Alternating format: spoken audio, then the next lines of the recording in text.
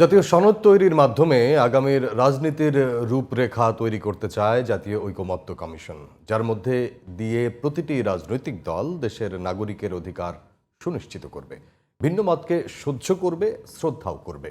বাংলাদেশ সমাজতান্ত্রিক দলের সঙ্গে বৈঠকের সূচনা বক্তব্যে একথা বলেন কমিশনের সহসভাপতি ডক্টর আলী রিয়াজ। আর প্রয়োজনীয় সংস্কার শেষে আগামী ডিসেম্বরের মধ্যেই জাতীয় নির্বাচন করা সম্ভব বলে মনে করেন বাসদ। রফিক মাহমুদের রিপোর্ট। ১৬৬টি সংস্কার প্রস্তাবনার সুপারিশ নিয়ে রাজনৈতিক দলগুলোর সঙ্গে সংলাপ করছে জাতীয় ঐকমত্য কমিশন। এ পর্যন্ত আলোচনা হয়েছে ৩৩টি দলের সঙ্গে। মঙ্গলবার সকালে জাতীয় সংসদ ভবনের এলডি হলে বাংলাদেশের সমাজতান্ত্রিক দলের সঙ্গে সংলাপে বসে কমিশন।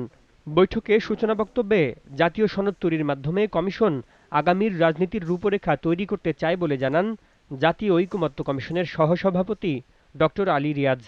আমাদের লক্ষ্য জাতীয় ঐকমত্য কমিশনের পক্ষ থেকে রাজনৈতিক দলগুলোর সাথে আলাপ আলোচনার মধ্য দিয়ে বিভিন্ন সংস্কার কমিশনের পাঠানো প্রতিবেদনে যে সমস্ত সুপারিশ আছে তার মধ্যে একটা ঐকমত্য তৈরি করা, যাতে করে বাংলাদেশে আগামী দিনগুলো রাজনীতির ক্ষেত্রে আমরা একটা পথরেখা তৈরি করতে পারি। বাংলাদেশের মানুষের এই আকাঙ্ক্ষাকে প্রতিফলন ঘটিয়ে বাংলাদেশের রাজনৈতিক দলগুলোকেই অগ্রসর হতে হবে, আপনাদেরকেই অগ্রসর হতে হবে। দীর্ঘ ৪ ঘন্টার বৈঠক শেষে আলোচ্য বিষয় তুলে ধরেন বাসদের সাধারণ সম্পাদক। এ সময় ডিসেম্বরের আগেই নির্বাচন দিয়ে জনগণের কাছে ক্ষমতা হস্তান্তরের আহ্বান জানান তিনি। ডিসেম্বর পর্যন্ত যাওয়ার তো দরকার নেই। সমস্ত বিষয়গুলো রেডি হয়ে গেলে, নির্বাচন কমিশন প্রস্তুত থাকলে, তাহলে সেক্ষেত্রে ডিসেম্বর পর্যন্ত যাওয়া দরকার কি? নির্বাচন কমিশন জুলাইয়ে বলছে, আমরা সেপ্টেম্বর, অক্টোবর, নভেম্বরে নির্বাচন হয়ে যেতে পারে।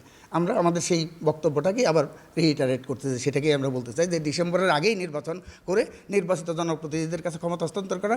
ভৌগোলিক অবস্থার বিবেচনায় দেশে দ্বিকক্ষ বিশিষ্ট আইনসভার দরকার নেই বলেও মনে করে দলটি। সমস্ত রাজনৈতিক দলগুলো ঐকমত্য পোষণ করবে। Rafiq Mahmud, GTV news, Dhaka.